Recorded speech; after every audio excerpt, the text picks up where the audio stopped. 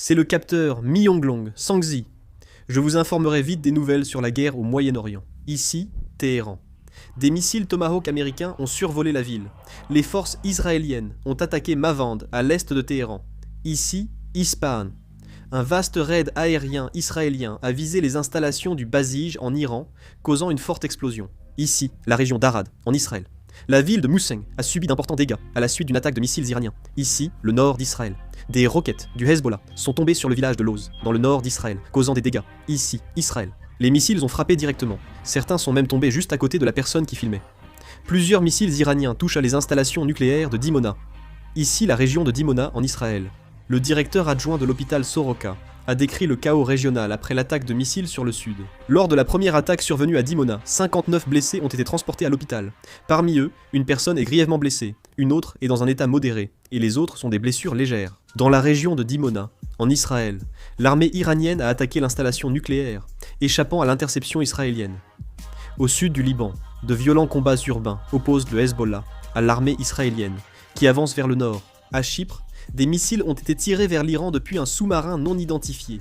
Le commandement central américain a publié de nouvelles images d'une frappe aérienne contre des cibles iraniennes. L'armée iranienne a récemment intercepté un drone américain MQ-9 Reaper au-dessus de Boucher. En réponse à l'attaque contre Natanz, l'Iran a frappé un village proche d'une installation nucléaire israélienne, blessant 33 personnes. L'AIEA a indiqué qu'aucun dommage n'a été signalé à la centrale nucléaire de Dimona. Selon les experts, malgré l'attaque iranienne, le commandement et le contrôle restent opérationnels. L'armée de l'air américaine a frappé au sol des drones kamikazes Arash, ainsi que des lanceurs de missiles mobiles et solaires Kevadrat iraniens. Un sous-marin nucléaire britannique est arrivé en mer d'Arabie, capable de lancer des missiles de croisière contre l'Iran. Un général des gardiens de la révolution iranien a été tué dans une frappe aérienne israélienne en Azerbaïdjan oriental, selon l'agence Aras. Le président Trump a annoncé sa victoire sur Truth Social, affirmant que la direction iranienne, la marine, l'armée de l'air et toutes les défenses ont été éliminées. Trump a menacé de détruire la plus grande centrale électrique d'Iran, si l'Iran ne rouvrait pas le détroit d'Ormuz sous 48 heures.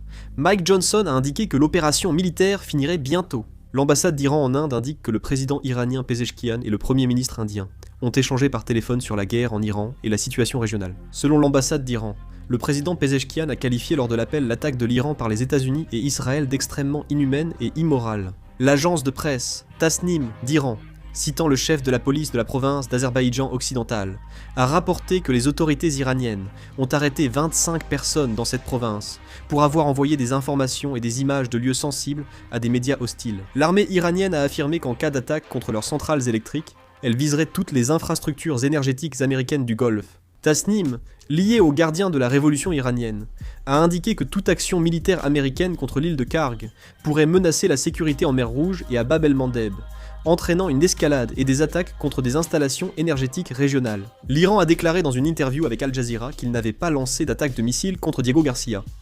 Israël a annoncé qu'à partir de ce soir, il autorisait des attaques sur tous les fronts. Les rebelles Houthis ont déclaré qu'à partir de maintenant, ils attaqueraient les navires américains.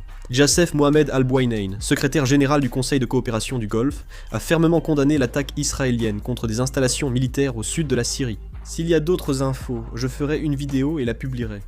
Merci, je termine ici.